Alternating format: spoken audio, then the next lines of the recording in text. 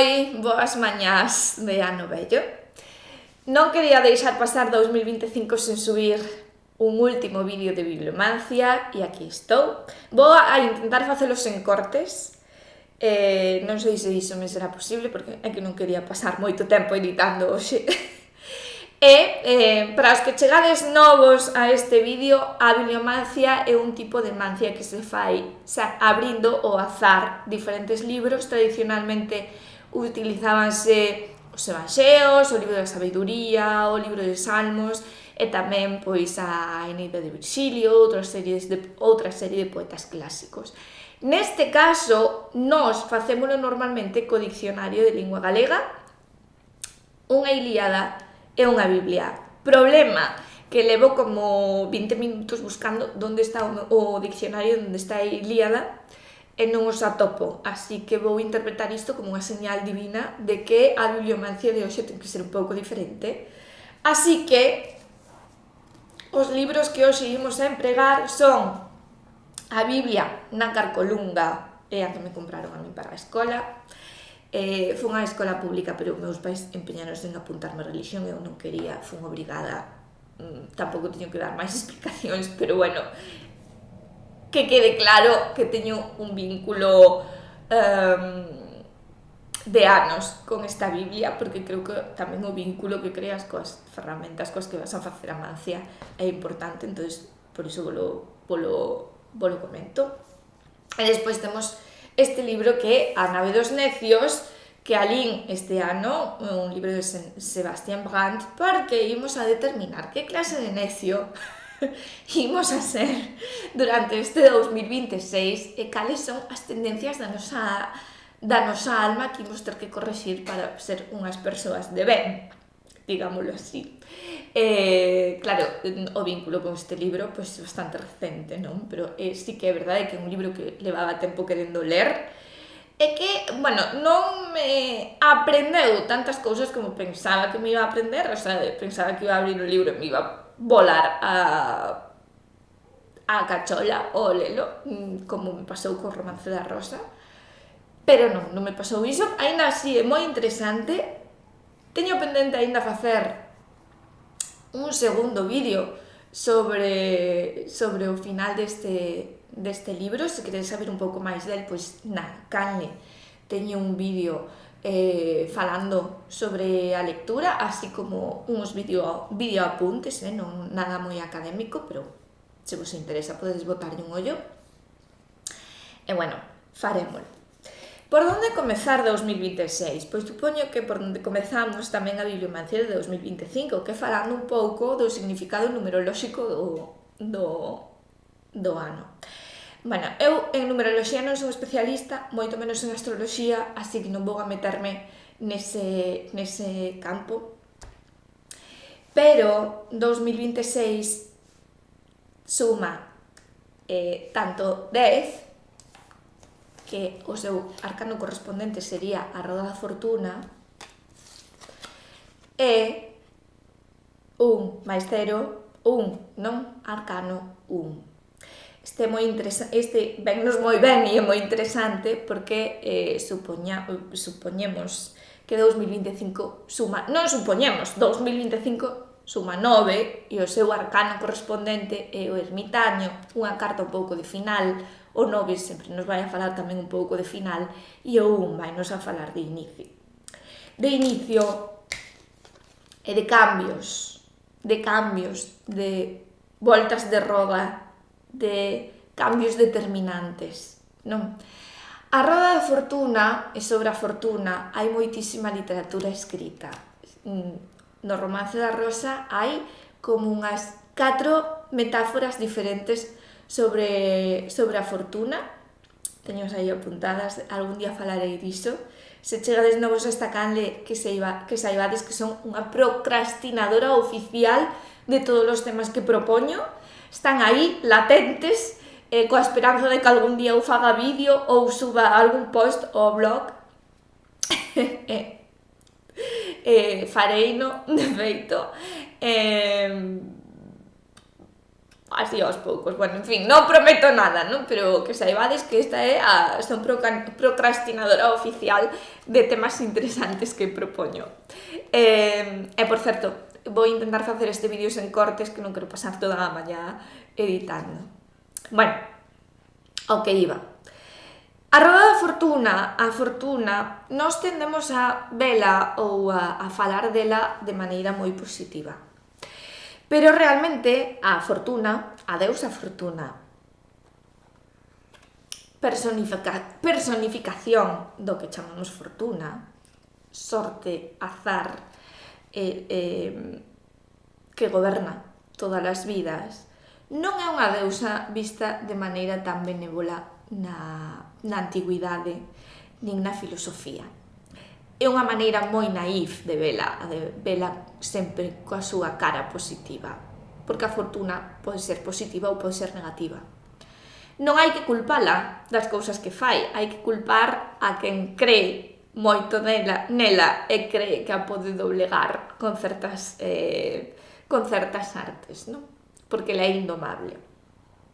E a carta da fortuna, esta e moitas outras, a roda da fortuna é unha iconografía moi típica para representar isto do azar, e aquí a temos solidificada nun dos arcanos do tarot.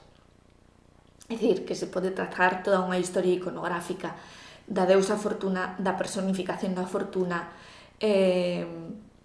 ata chegar o arcano e incluso máis alá, vale? Porque todas as cartas, todos os arcanos teñen a súa historia iconográfica detrás, algúns son un pouco máis difíciles de desentrañar, outros non tanto, e, bueno, pois tamén depende pois da familia de tarot coa que estemos tratando. Basicamente, na roda o que se manifesta é que ás veces os reis están arriba, pero outras veces tamén están abaixo, ás veces son os necios, nesta non, pero hai outras representacións onde hai un rei, un mono, non recordo agora que outro animal, non? Pero como para decir, os necios ás veces están abaixo, pero tamén están arriba no sitio dos reis, porque a fortuna cambia e vira. Como a ola do mar, que non sabes onde vai romper, é unha das metáforas literarias que tamén se emprega para falar directamente da fortuna, non? Entonces, esta carta por si soa non nos di moito, di que temos que estar preparados para cambios, que se veñen cambios, que moitas veces non dependen de nós, son externos, non? Xiros que dá a vida. Xiros que dá a vida e que nos traen un inicio de novas cousas. Imos pensar, os inicios tamén eu sempre tendo a velos de maneira positiva. Tamén poderíamos pensar que son inicios de etapas negativas, non? Pero, en todo caso, o que hai que estar é preparado para o cambio e sempre creo que afrontalo con bastante fe e esperanza en superalo, en adaptalo ou en que o que veña vai a ser bo, aínda que ao principio non o vexamos así claramente. Pero chámame moita atención agora mesmo a carta do mago, porque creo que o arcano do 2026 creo que se poden iniciar etapas moi bonitas, e o arcano do mago o que nos ven a decir é que se es o mago, se nos poñemos na posición do mago, seríamos persoas que xa adquirimos os coñecementos necesarios e dispoñemos do material necesario para iniciar aquilo que queiramos, non? A obra alquímica de transformación interior, por exemplo, ou montar unha empresa, que tampouco hai que, non hai que ser nin excesivamente simbólicos, nin excesivamente materialistas, e como se adoita decir, a alquimia non é nin só un linguaxe simbólico, nin só un linguaxe de química antiga, non? Pois temos que movernos entre estes dous campos. Por que me parece interesante, ou porque me resalta a min agora a carta do mago? Pois, sobre todo porque hai 2 ou 3 días, buscando outra cousa sobre iconografía, atopei unha imaxe que podía ser, de feito, un antecedente do arcano, non? Deste arcano. Nada, teño que investigar un pouquiño máis a ver se podo trazar por aí unha historia iconográfica. Pero o que xa doite decir é que, a pesar de que temos todo o coñecemento sobre a mesa ou todas as ferramentas necesarias e o coñecemento adquirido, é un coñecemento de inicio. Podemos comezar sendo conscientes de que todo o que sabemos e todo o que temos aínda non é de todo suficiente. No camiño dese emprendemento imos a adquirir máis coñecemento e máis ferramentas. Por lo tanto, isto é un pouco a roda tamén da fortuna. Iniciamos, pero un camiño cara probablemente volver ser outra vez un mago, é dicir, claro, ti non inicias calquera cousa na vida, calquera cousa, vaite levar por un camiño que che vai a facer aprender e adquirir outra serie de coñecementos, mesmo polas vivencias que se van a dar ao teu redor, non? O sea, isto é inevitable, é cíclico, é sempre así na vida. Ás veces dá a sensación de que sempre estou a decir o mesmo, porque é verdad, sempre é un ir e vir, creo que o sei, pero logo cando te pos a andar o camiño descobres que había cousas que non contemplaras nas variables, non? Entonces adquires máis sabiduría, ademais, non? Ser o mago, sempre ser o sempre aprendiz, sabéndose tamén mestre en ocasións, non? Hai puntos de inflexión. E creo que ata aquí é todo o que podo decir de 2026 estes xogos cos arcanos. Certo é que o ano pasado, ao falar de 2025, tamén falamos do ano chinés, era o ano chinés da serpe, e agora vai a ser o ano chinés do cabalo de madeira a partir de febreiro, creo que recordar, porque o calendario zodiacal chinés é un calendario lunar, polo tanto, o ano novo chinés ben sabedes que se celebra como a principios do ano, celebrase a principios do ano no que nos xa estamos. Pero creo que non é momento de falar diso, igual aquí ven a procrastinadora oficial de temas a decirvos que igual falamos do ano chinés do cabalo, pois cando estemos preto de entrar nel. Pero se ides a ler sobre iso, veredes que hai lugares nos que se di que son anos de relativa estabilidade e noutros no que son anos de relativa estabilidade pero con altibaixos. É dicir, creo que hai que pensar no trote dun cabalo e que os cambios que se produzan, os avances que se produzan non van a ser suaves, senón que probablemente van a ser así como chimpos de cabalo, e que nos vexamos en certas maneiras sobresaltados, pero en xeral son anos de fortuna, de plenitude de enerxía, de estabilidade no fogar. O cabalo é un animal vinculado ao fogar, pero tamén vinculado á viaxe, por exemplo. Entón, bueno, se podemos, xa falaremos diso cando toque. Agora vou a meter os arcanos por aquí e barallar un pouco, porque despois non me vou lembrar de que están fora do mazo. Ben, imos, por tanto, ao núcleo das bibliomancias, que é facer a bibliomancia cun libro, non? Entón temos aquí a Biblia.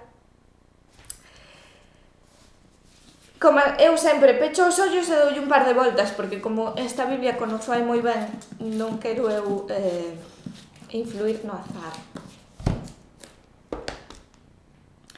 E abriuse polos Salmos,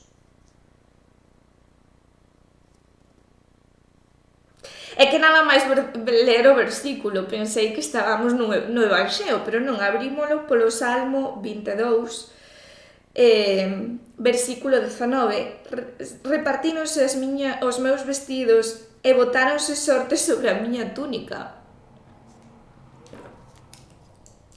Vou anotalo, por se despois quero facer a redacción.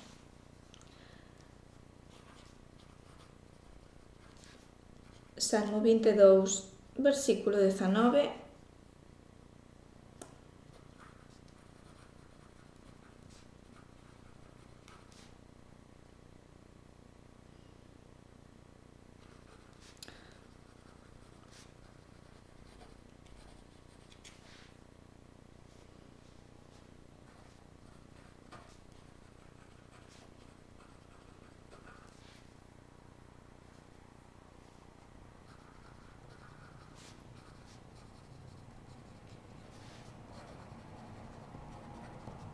E non é porque fale de sortes,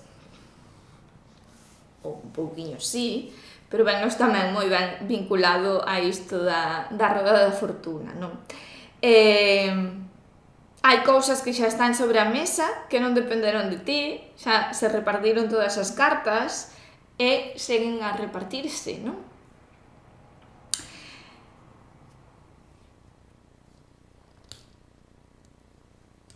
Logo, os cambios que se vayan a producir non dependen de nós, depende de nós a decisión que tomemos sobre eles e a maneira de actuar que teñamos sobre eles. E creo que non moito máis, non? Si que é verdade que xusto fomos caer a un versículo que ten moito paralelo co Evanxeo, non? Co a outra parte do Evanxeo. Entonces, bueno, parece que eu interpretaría que estamos rodeados de verdade de moitos cambios, incluso de persoas que están a tomar decisións que nos van a afectar a nós e correspóndenos a nós a decisión que tomemos, non? O de que nos vai nos vir un vendaval deses da vida, a ver, temos que aguantar, é o que toca. Esta é a lectura simplista, non? Pero é como que reparten as miñas vestiduras, botan sorte sobre a miña túnica, como que o noso destino inmediato está decidido, vale? E non o decidimos nós, vennos dado dende fora de outras persoas que tomaron outras decisións, non depende de nós. Entonces, creo que a clave está en ser conscientes de que vai haber cousas que non dependen de nós, que non podíamos facer nada, que nos veñen así dadas. E a ver.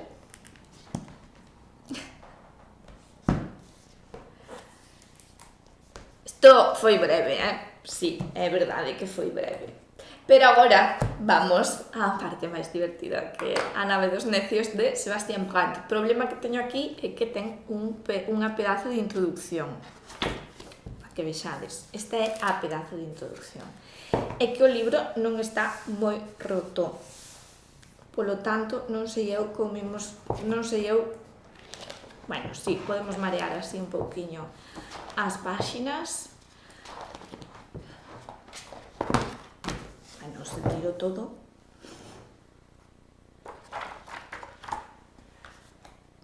Non sei, que nervios. Veña. Aquí. Dos necios estranxeiros. Bueno, imos a ser visitantes en países estranxeiros ou vamos a recibir a persoas de fora, pode ser. Non me convence, imos a facer outra tirada, pero xa que o abrimos, vamos a falar disto. Vamos a ler isto. Di, dos necios estranxeiros. Existen ademais moitos individuos inútiles que están embutidos de peles de necio moi espantosas e que se aferran a elas, atados ao rabo do demo, sen que se poidan separar. Vou pasar de largo entre eles, en silencio, e deixalos que sigan na súa necedade a escribir pouco sobre a súa locura. Os sarracenos, os turcos, os paganos, todos os que están separados da fe. e en pé de igualdade con eles tamén situou a escola de herexes que mantén en Praga a súa cátedra de necios e que extendeu a súa orde ata chegar agora tamén a Moravia. Moi mal entran na capucha de necios como todos aqueles que rezan a alguén distinto do Deus uno, un e trino, e para quenes rezan a alguén e para quenes a nosa fe é como un motivo de mofa. Non teño a estes por simples necios, teñen que permanecer encima da capucha, pois a súa necidade é tan grande e manifesta que non hai pano suficiente para facerlles a cada un unha. Bueno, antes de todo, Sebastian Brandt durante toda a nave dos necios vai sinalando aos necios como aqueles que levan unha capucha e capucha con orellas de burro e cousas así. Por iso moitas veces fala, por exemplo aquí, di non hai tea suficiente para facerlles a todos tremenda capucha que necesitan. Por suposto, tamén é un libro moi centrado na fe cristiana e na fe católica, pero temos aquí temos que ser un pouco simbólicos e irnos fora un pouco diso, non? Para poder comprender máis ou menos. Igual o que deberíamos facer, este é un pecado que fago moito, que mirar moito así polas redes e decir, ai Dios mío, pero que necio este, que tonto aquel, que tal, e avinagrarme eu soa de que eles estén na cúspide da roda da fortuna. Non na cúspide, porque unha roda non ten cúspide, pero xa me entendedes.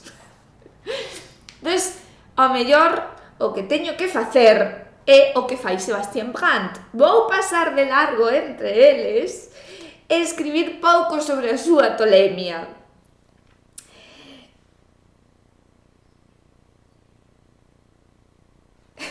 E pasar de todos aqueles que están separados da fe. Pero aquí non vou entender fe, vou entender que están separados ou facendo cousas separadas do que se supón que é académico, científico e probado.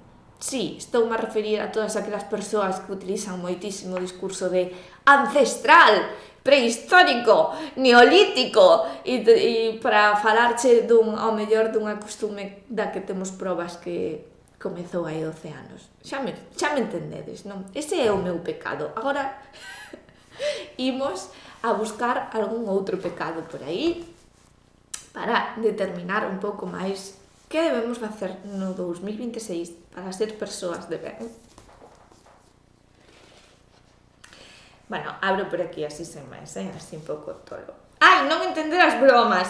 Isto tamén é unha cousa tremendísima, porque estamos a perder o don da ironía, do sarcasmo, e interpretamos todo de maneira literal. Eu sou unha persoa, por exemplo, que fala moito en sentidos hiperbólicos e figurados. E últimamente, sempre me funcionou, pero é que últimamente a xente está como moi literal e cando fago unha broma ou fago unha exageración, en plan, lín eso 100.000 veces e contesta alguén, home, 100.000 veces, non, porque solo escribí un fulanito de tal unhas 3 ou 4, digo. Esparvo. Esparvo ou non entendes? O que é unha hipérbole? A ver, por favor, volvamos todos á clase de literatura, porque hipérboles, metonimias, figuras literarias que... A ver, a figura literaria non é algo que inventaron os filólogos para martirizarte a ti en segundo de bacharelato. A figura literaria son figuras que utilizan as persoas tamén no oral a hora de falar. E que despois os escritores refinan escribindo poesía ou narrativa, pero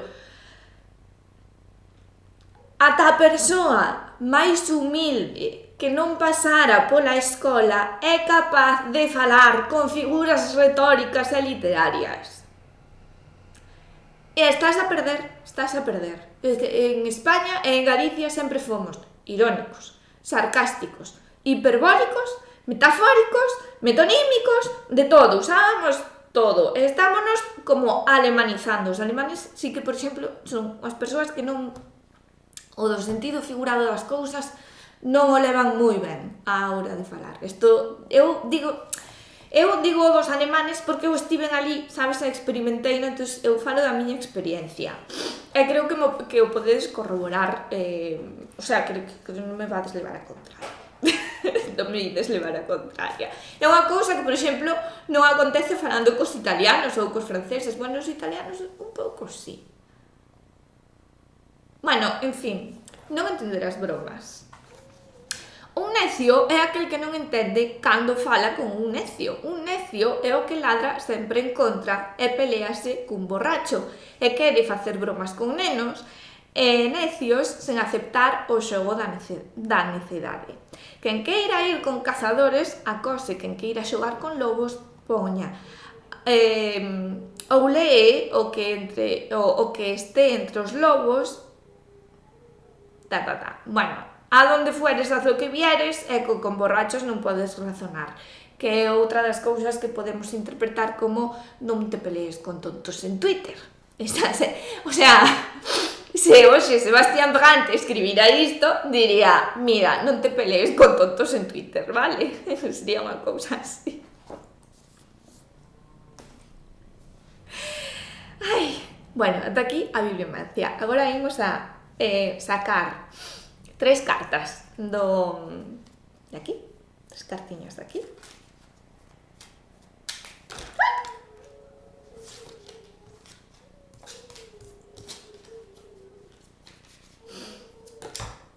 Bueno, vale, están a saltar todas, non queren participar xa. 8 de copas.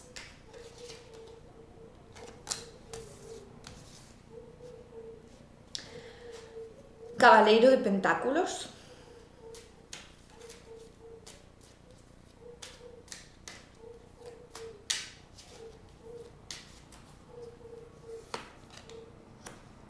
E cabaleiro de copas, que interesante. Pois iniciamos o ano xa pois con movemento, con moito movemento. Sobre todo no plano emocional. No plano emocional temos bastante cousa. Este 8 de copas, vale, vedes que a personaxe está a deixar atrás unha morea de copas e diríxese hacia unhas montañas. Neste inicio de ano hai certa chamada á soidade, ou a afastarse de certo círculo que sentimos que non nos está a facer ben ou no que non nos atopamos ben, quizáis por un propio problema interno, e a afastarnos e a reflexionar, diría eu. Unha certa búsqueda de soidade, cousa que entendo tamén porque se sodes como a min e vos esgota estar sempre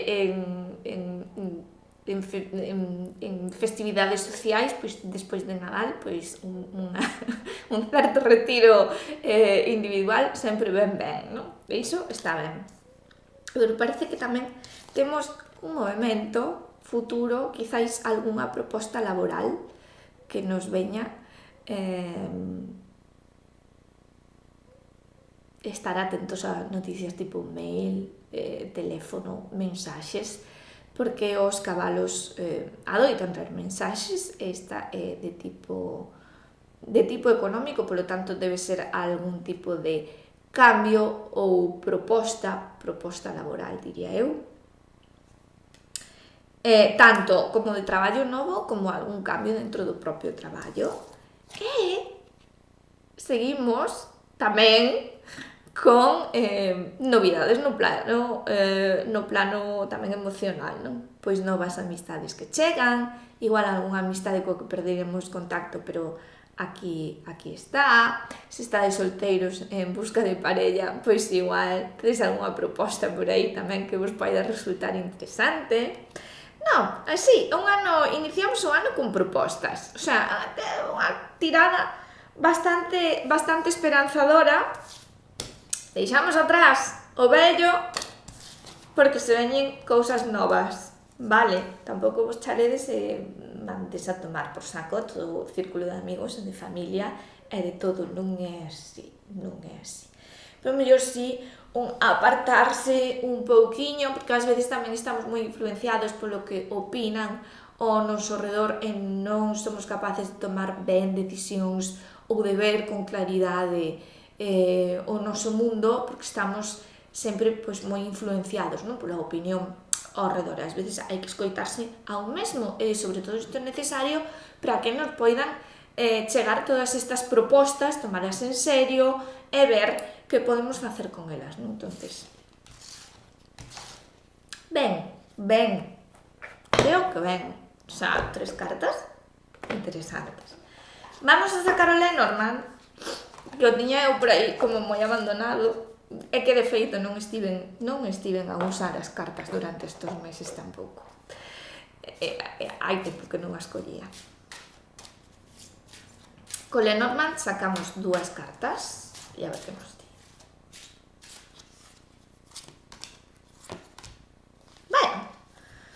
Ben, vale.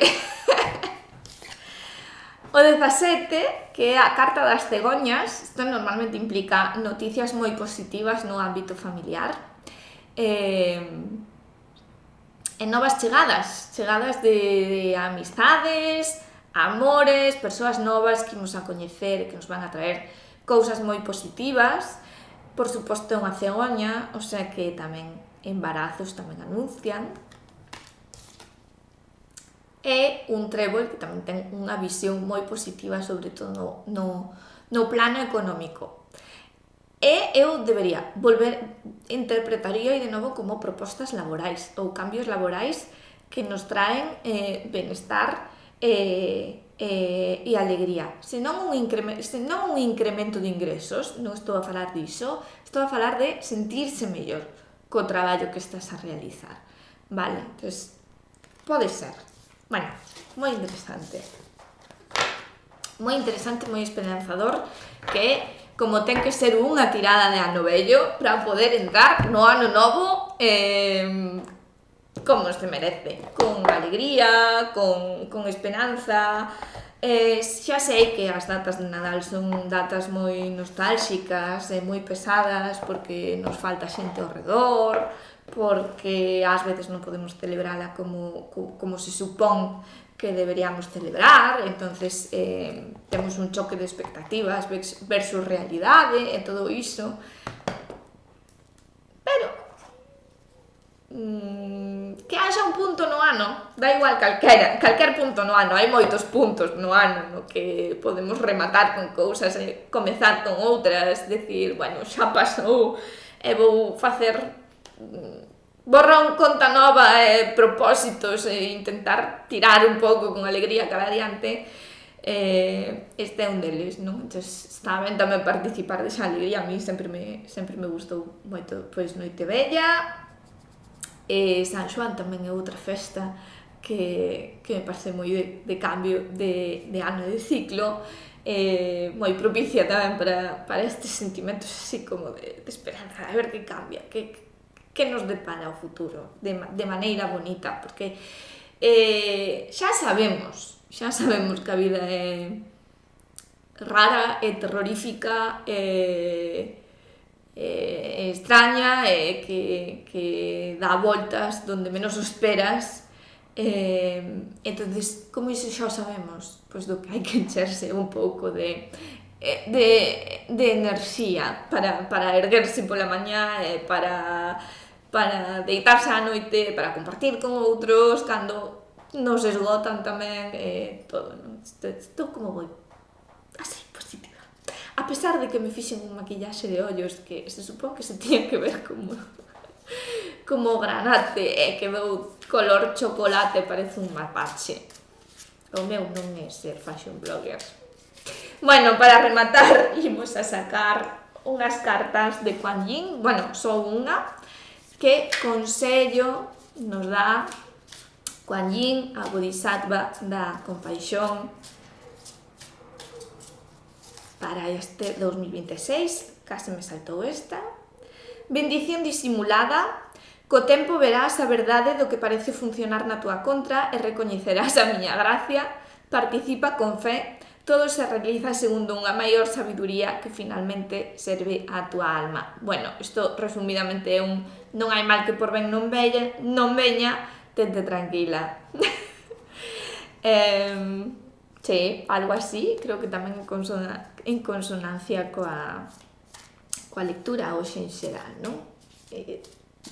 Bueno, xa están os vestidos repartidos, pero tranquila, que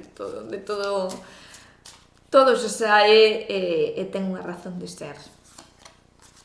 O que non entendo, bueno, así, para rematar, o que non entendo é por que estas cartas se dan a volta? Porque eu teño a baralla ordenada, mirade, eu, de verdad, vale, é o meu TDA, probablemente, pero o meu TDA non diagnosticado a través de TikTok, pero é que eu teño a baralla ordenada, vale? Deberían estar todas as cartas no mesmo sentido. Pois non, eu xuro-vos que eu colócoas e volven descolocarse. Por que? Non o sei, pero aquí cae outra carta e imos lela. Espírito libre. Saborea a túa natureza de espírito libre. Eres o meu amado neno salvaxe. Cando aceptas o meu amor, cada arrepentimento será purificado do teu corazón e a túa alma quedará liberada. Que mira, tamén me parece moi oportuna este conselliño para iniciar un ano. Mira, o 2025 xa foi. As cousas que fixeches mal, xa as fixeches mal. Non te sumas na culpa nin no remordemento. Porque cada día novo é unha oportunidade nova de arranxar todas as túas cagadas. E con isto, vémonos en 2026.